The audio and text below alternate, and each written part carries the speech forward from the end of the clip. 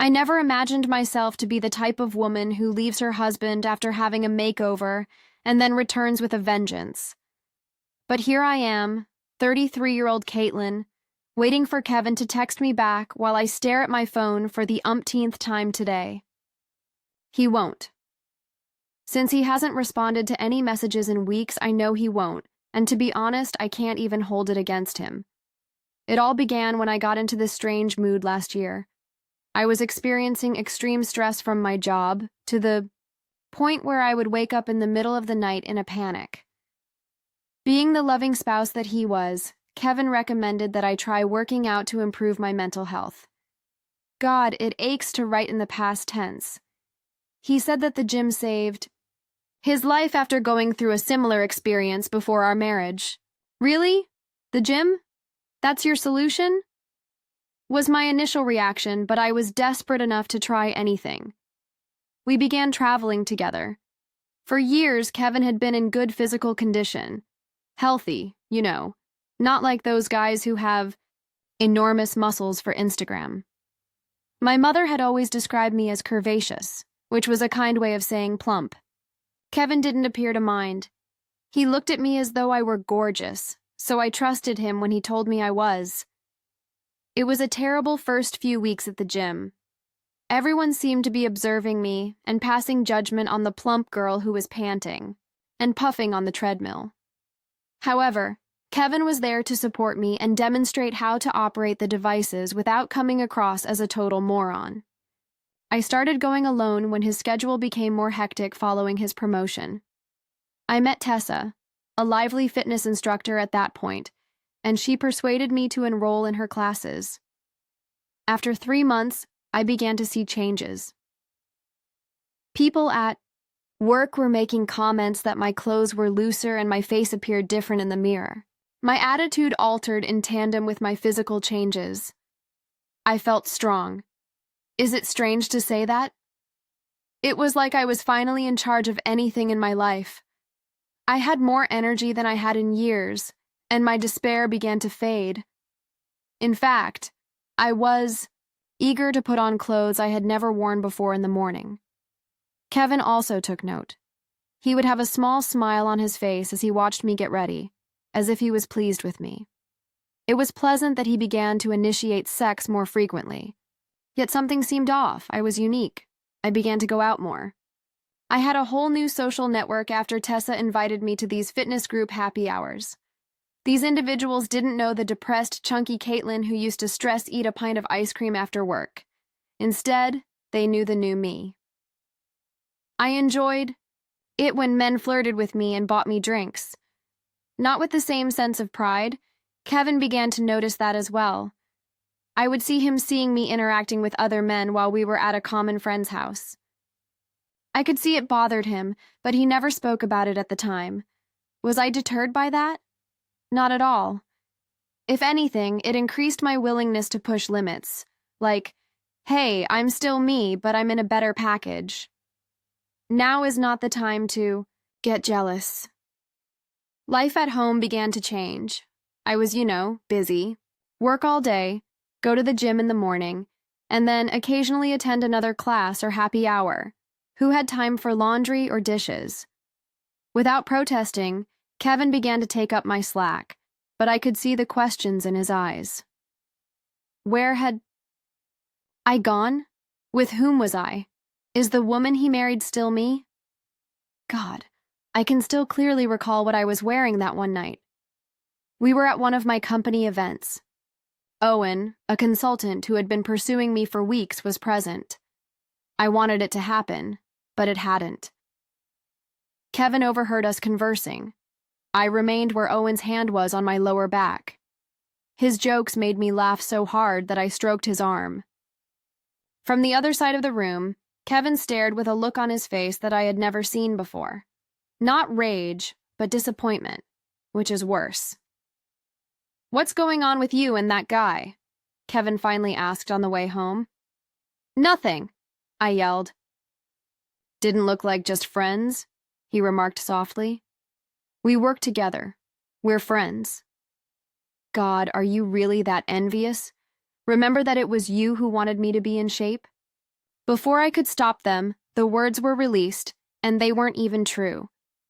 Kevin never put any pressure on me because of my weight. For my despair, he basically recommended the gym. Things became strained after that evening. Kevin was asleep, on the couch when I got home after staying out later and not responding to texts. He had waited up for me. When he inquired about my whereabouts, I would become irritated, as if he were attempting to manipulate me. In retrospect, he was merely concerned, but in my mind, he was the obstacle preventing me from moving forward in my new life. I began looking through social media and contrasting Kevin with other males.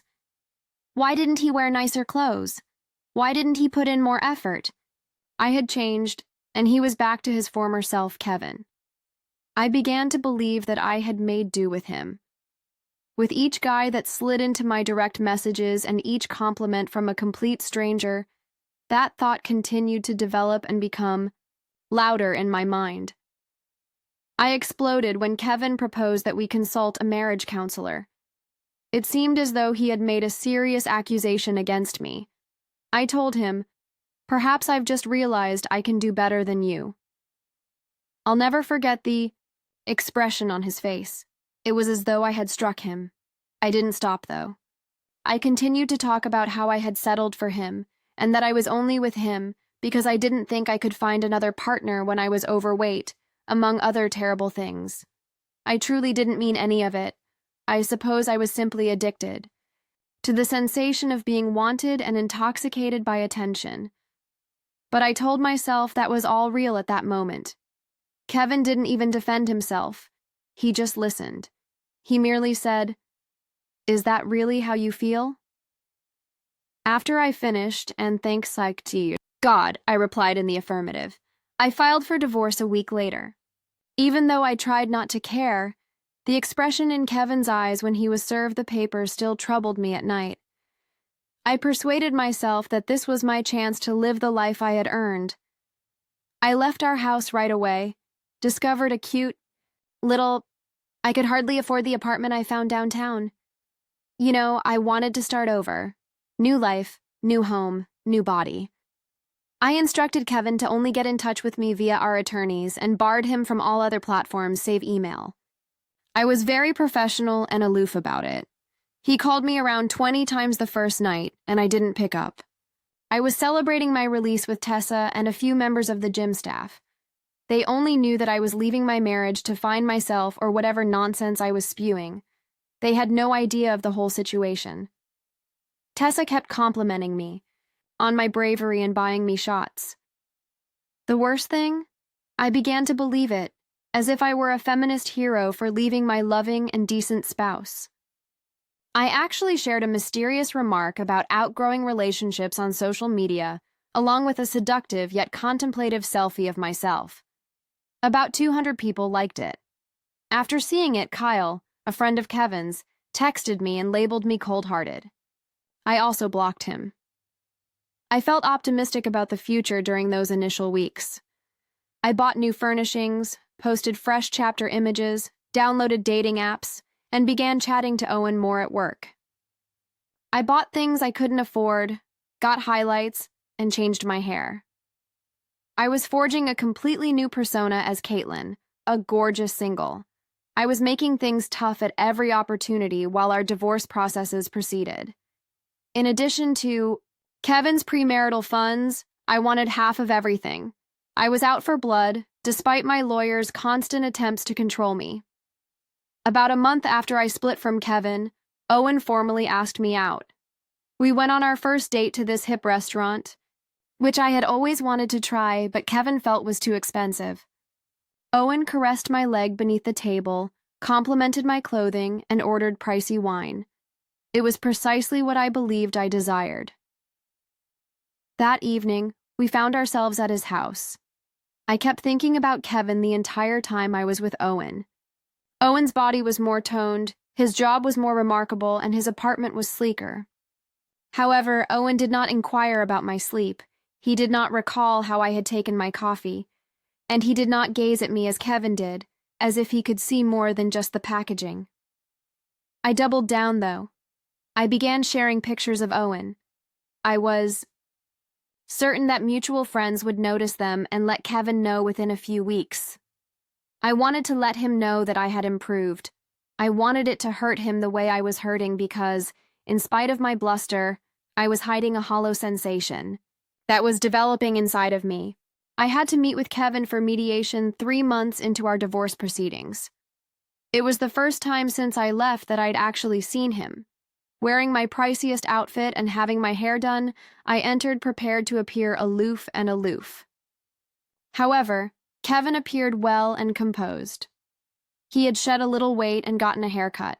He grinned at the mediator's cheesy jokes and was courteous to me. I was a complete mess on the inside, my hands shaking and my voice tight. I thought he would argue with me over everything, but he didn't. He accepted most of it. I felt insignificant because the first of my demands was handled with a quiet dignity. They were discussing our wedding album, the one I demanded out of spite, knowing he was the sentimental one who would want it. At one point, his lawyer whispered something to him, and he shook his head and said, "No, it's fine. She can have it." I made an attempt to speak with him in the parking lot after the meeting. I had a sudden, intense urge to know that he was also in pain. "So, you're really okay with all this?" I responded.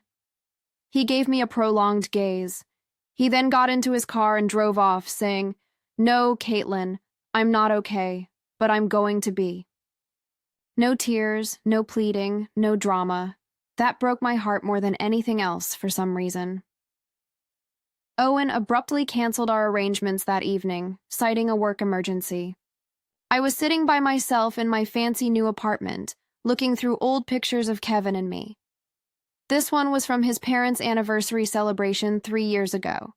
The way we were staring at each other, as if nothing else mattered, made me feel heavy even though I was wearing a blue dress that I would never fit into today. I was unable to recall if I had ever felt that way about Owen or when it had happened. Suddenly, I needed reassurance, so I called Owen. He didn't answer. An hour later, I called again, but nothing had changed. I'm not proud that I drove by his house. Another woman was entering his building. She was younger than me, stunning, and model thin. Before the elevator doors closed, I saw them embrace in the foyer. I sobbed all the way home because everything I believed I wanted was turning out to be so empty.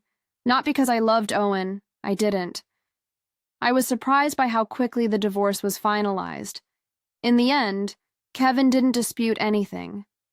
His attorney gave me the documents and an envelope at the last signing. "Kevin asked me to give you this," she said. There was a brief message inside that read, "I hope you find what you're looking for. I really do." It was made with kindness, that I didn't deserve, not with resentment or fury. After that, I spent an hour crying in my car. After I discovered that Owen was simultaneously seeing 3 other women, we broke up a few weeks later. He remarked, "I thought we were casual," and when I confronted him, he looked truly perplexed. The problem was that I had lost my sense of what I wanted. "You just got out of a marriage. Didn't think you wanted anything serious?" I had no idea what my new ideal life would be like. The never-ending stream of men who were interested in my body but not in me made dating a nightmare. I was emotional and distracted, which affected my work. Not even the gym, which had been my haven, felt comfortable. Whenever I went, I thought of how Kevin had been the one who first persuaded me to go. Through mutual connections, I learned that Kevin had moved to a new apartment, received a promotion, and joined a hiking club 6 months after our divorce was filed. He sounded content. I was watching our old favorite shows alone on Friday nights while wondering where it all went wrong. I chose to give him a call. I was remorseful, lonely, and desperate. I was at a loss for words, so when he did respond, I burst into tears. I sobbed and told him that I had made a big mistake, that I missed him every day, and that no one would ever love me as much as he had.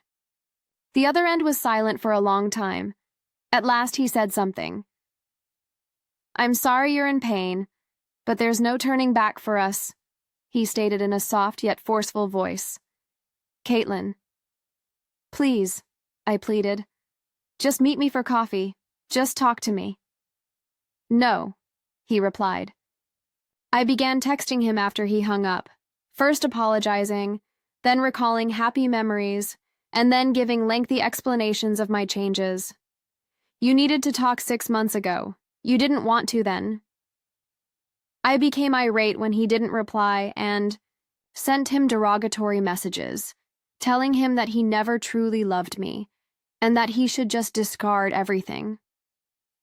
After I sent him dozens of messages, he merely said, "Please stop contacting me, Caitlin. This isn't healthy for either of us." However, I was unable to stop him. I started messaging his pals to inquire about him. His parents had always been fond of me, so I called them. They were courteous, but aloof. I was no longer the daughter-in-law they had adored, as evidenced by the sorrow in his mother's voice when she remarked, "Kevin's doing well, dear. I think it's best if you let him move on." After passing our former apartment complex once and then twice, I began to include it in my daily commute home. In the hopes of running into him, I joined his hiking meetup group and showed up wearing brand new, pricey equipment. He didn't attend the gatherings. I later learned that he had quit the organization after being notified by the organizer that I had joined. I couldn't stop myself from changing into someone I didn't recognize. Pathetic, needy, and compulsive. I believed that I could convince Kevin that we were meant to be together, that I had made a horrible mistake, and that I was sorry if I could just spend 5 minutes with him. After that, I learned that Kevin had begun dating someone. When I cornered Kyle at a mutual friend's birthday party, to which I wasn't officially invited, he let it go. "Look, Caitlin, you need to back off," Kyle remarked. "Kevin's finally happy again. He's seeing this really nice woman. Don't mess this up for him." It seemed as though someone had punched me in the gut. Already another woman? Our divorce had only lasted 8 months. I had gone on scores of failed first dates in the meantime. I felt sick to my stomach at the thought of Kevin with someone else. I had no trouble finding her on social media. Michelle was her name. Although she wasn't as polished or fit as me, she was nevertheless attractive in this unforced, natural manner, and her grin was sincere. They were seen hiking with their heads close together and staring off camera in several of the pictures. It had the caption, "Best tour guide ever." I sent her a message. I told her that I was Kevin's ex-wife and that we were trying to get back together because he was still confused and not over me. I'm not proud of this. If she didn't want to get wounded, I advised her to back off. She didn't answer. Rather, Kevin called me that evening, sounding more irate than I had ever heard him. "Never get in touch with Michelle again," he said. "Avoid visiting my apartment. Stay away from my groups. Don't inquire about me with my friends. Caitlin, it's over. It's been a while since it ended." I said, "She's not right for you," in a small voice. "You don't get to decide that anymore," he said. "If you keep this up, I'll get a restraining order." At last, the finality in his voice came through. This wasn't a breakup we'd come back from. Kevin had moved on entirely, and I was just the depressed ex who couldn't let go. I was drinking more and working less after that call. My boss called me in for a performance discussion. I almost lost my job. The gym, which had once been my happy place, now felt like a mockery of everything I'd lost. Friends began avoiding me. Apparently, everyone knew about my desperate attempts to get Kevin back. Tessa, who had been my confidant during the divorce, stopped returning my calls after I texted her about Kevin too many times. I was still looking good on the outside, but on the inside, I was collapsing. I was at the grocery store one day, about a year after our divorce, when I noticed Kevin and Michelle shopping together, his arm around her waist as they argued over what cereal to buy. They looked so relaxed and at ease together, and I ducked behind a display to watch them. They worked together, crossing things off a shared list and talking about dinner plans, and they looked like Kevin and I used to before I got fit, before I became selfish, before I threw everything away. Michelle noticed me as they were making their way to the checkout, and she whispered something to Kevin, who tensed visibly, looked over, briefly met my eyes, and then turned away, directing Michelle to another checkout line. It was a small gesture, but it said a lot. He refused to even acknowledge me anymore. I was nothing to him now. After leaving my partially filled cart in the aisle and running to my car while crying, I got drunk alone that night and sent Kevin a final lengthy message that was a mix of apology, accusation, and desperate plea. I told him everything, including how much I regretted leaving, how awful dating was, and how I had discovered our relationship too late. When I woke up the following morning, hungover and with blurred vision, I saw that he had only replied with 2 sentences. I forgive you, Caitlin. He forgave me, but he didn't want me back. He had found happiness without me, and I was still stranded, unable to go on, locked in the repercussions of my actions. Please seek help and move on with your life. It wasn't what I wanted, but it was what I needed to hear. A mutual friend informed me a few weeks later that Kevin and Michelle were engaged, and I thought I should know. Are you okay? She asked, thoughtfully. No, I admitted, but that's not Kevin's problem anymore. It was the first honest thing I'd said in a long time. I wish I could say I had some miraculous turnaround after that I found myself, found happiness, and found someone new. But real life isn't that neat. I'm still alone, still regretting what I threw away, still fighting the urge to drive by his place or check Michelle's social media. Kevin's married now. I saw the wedding photos, not because I was invited, but because they were shared by mutual friends. He looked happier than I'd ever seen him. His parents, who once loved me like a daughter, beamed beside him. They had fully embraced Michelle just as they had once embraced me. Meanwhile, my apartment feels emptier than ever. The dating apps on my phone sit unused. The body I worked so hard for, the body that I thought would bring me everything I wanted, just feels like a shell now. Sometimes I catch myself wondering if Kevin would want me back if I gained the weight again, as if that would somehow restore the person I used to be, the person he loved. My therapist says that's not how it works. Yes, I finally started therapy. 2. Late to save my marriage, but maybe not too late to save myself. She says I need to stop defining myself through Kevin's eyes, either the wanting or the rejecting. I need to figure out who I am without him or any man validating my existence. It's hard work. Some days I still wake up reaching for him. Some days I still draft messages I'll never send. But slowly I'm accepting that that can't be undone, that sometimes I'm sorry isn't enough, that people move on, and we have to let them. Kevin has his new life, a life that once included me but doesn't anymore. A life that by all accounts is happy and full. And in my darkest moments of honesty, I can admit that he deserves it. He deserves Michelle, who presumably loves him as he is, not as a backup plan or a safety net. And me? I'm not sure what I deserve, but I'm trying to build something new from the ashes of what I burned down. It's not the life I expected. It's harder and lonelier and more humbling than I ever imagined, but it's mine, with all its regrets and hard lessons. So here I am, still staring at my phone sometimes, still fighting the urge to reach out one more time. But the messages have stopped, the drive-bys have stopped, and the social media stalking has mostly stopped. Not because I've healed completely, I haven't, but because I finally understand that you can't force someone to love you again, especially when you were the one who stopped loving them first. If I could go back and tell myself one thing, that version of me who was intoxicated with attention and new possibilities, I'd say this: the grass isn't greener on the other side. It's greener where you water it. But I can't go back. None of us can.